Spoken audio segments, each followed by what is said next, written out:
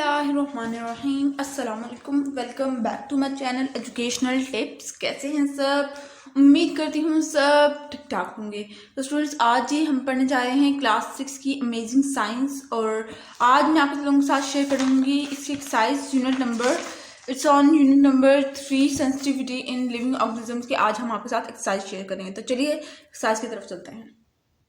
Exercise के अंदर हमारे पास क्वेश्चन नंबर 1 है, answer the following question. Question number 1 का पार्ट नंबर ए है, how do single celled organism respond to change in the environment.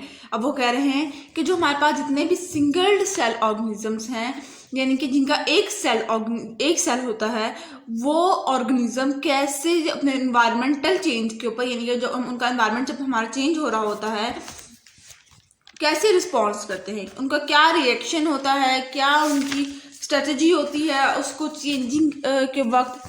तो जी ये इसका आंसर है। ये unicellular organisms do not have the ability to respond to the environment. अब जो unicellular organisms हैं, उनके पास ये एबिलिटी, ताकत नहीं होती कि वो अपने एनवायरमेंटल चेंज के ऊपर रिस्पॉन्ड कर सकें, कोई जवाब दे सकें। They must sense surrounding in their surrounding in other ways। वो अपने सराउंडिंग को, यानी कि अपने इर्द गिर्द के माहौल को कुछ मुख्तलिफ अंदाज में सेंस करते हैं, समझते हैं अपने एनवायरनमेंट को, अपने इर्द गिर्द के माहौल को। Some bacteria can detect chemicals such as sugar in the environment and can move towards them. अब जो कुछ हमारे पास जो बैक्टीरियाज हैं, वो डिटेक्ट करते हैं एनवायरनमेंट के अंदर, यानी कि माहौल के अंदर, एयर के अंदर जो केमिकल्स प्रेजेंट हैं उनको, या जिस तरह से शुगर होगी इन्वायरमेंट के अंदर, वो डिटेक्ट करते हैं एंड मूव टूवर्ड्स दैम, और फिर उनकी तरफ जाते हैं।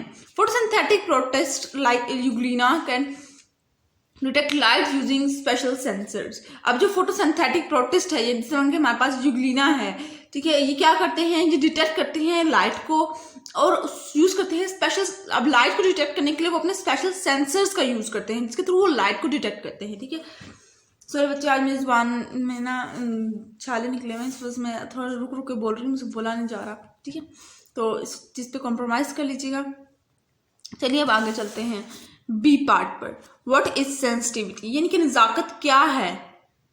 तो इसका आंसर जी ये है, ये द क्वालिटी और state of being sensitive such as, यानी कि क्वालिटी या किसी हद तक किसी चीज़ का सेंसिटिव नज़ाकत दिखाना, और किन किन चीज़ों में नज़ाकत दिखाना। The capacity of an organism or sense organ to respond in a stimulation.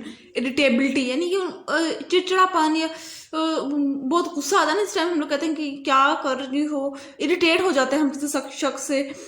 तो उस वक्त ये कि किसी भी ऑर्गेनिज्म के अंदर कैपेसिटी होना इतनी, किसी भी कि वो उस चीज़ के ऊपर रिस्पॉन्ड कर सके, उस इरिटेबिलिटी के ऊपर रिस्पॉन्ड कर सके, एक वो होगी हमारे पास सेंसिटिविटी।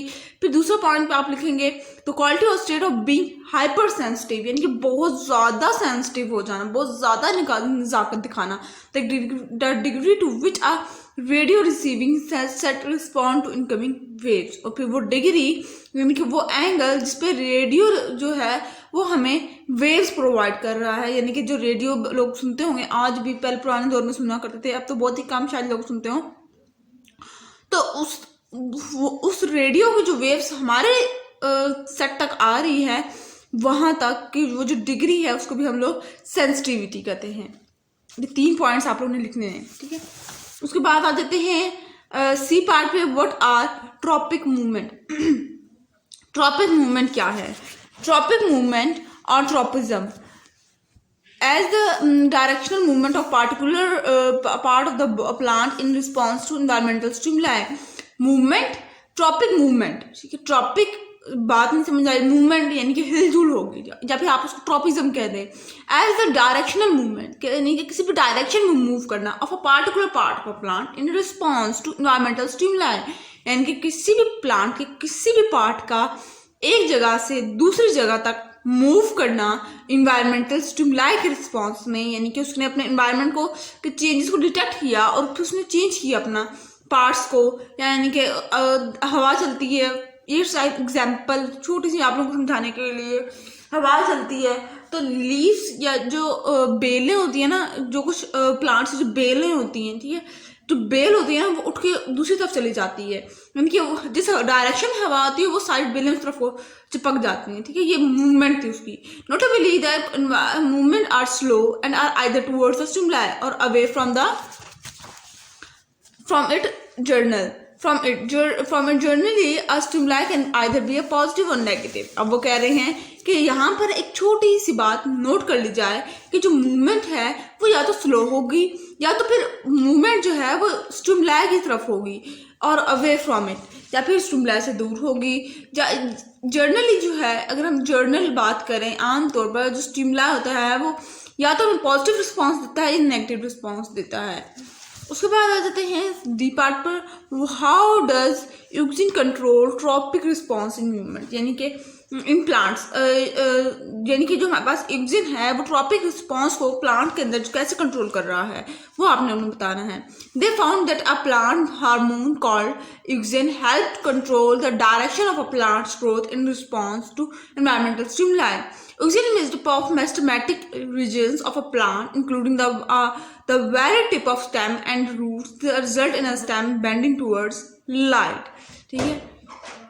अब प्लांट के अंदर एक हार्मोन होता है, उसको हम लोग क्या नाम दिया, हमने उसको यूक्सिन का नाम दिया है। अब वो क्या करता है, वो कंट्रोल करता है प्लांट की डायरेक्शन को जो कि स्टिमुलाई के रिस्पॉन्स में हो रही है, ठीक है। अब यूक्सिन जो है वो भी किसी चीज़ से बना हुआ है, यूक्सिन जो है वो किसी से बना हुआ है, वो हमारे पास मेरिस्टेमेटिक रीजन से बना हुआ है जो कि प्लांट के अंदर होता है, जो कि उसकी टिप पे स्टेम की रूट्स की टिप पर या स्टेम की टिप पर होता है। अब ये क्या करते हैं, अगर अब देखो ना, जो स्टेम की टिप पे है तो ये लाइट की तरफ प्लांट को बेंड करेगा, जहां से लाइट आ रही है वहां से उस तरफ प्लांट बेंड हो जाएगा। उसके बाद ये है how do higher animal respond to change in the environment, यानी कि हायर एनिमल्स, यानी कि जो बड़े एनिमल्स होते हैं वो किस तरह से रिस्पॉन्स करते हैं अपने एनवायरमेंटल चेंज के ऊपर। एनिमल्स कैन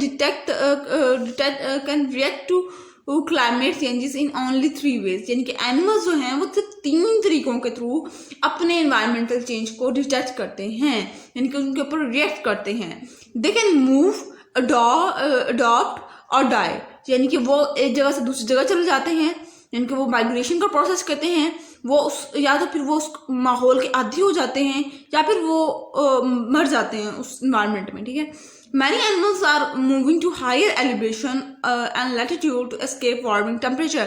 अब जो काफ़ी ज़्यादा एनिमल्स हैं, जब गर्मी आ रही है ना एक जगह पर और वो किसी ठंडे इलाके में चले जाते हैं ताकि वो उस वार्मिंग टेम्परेचर से बच सकें।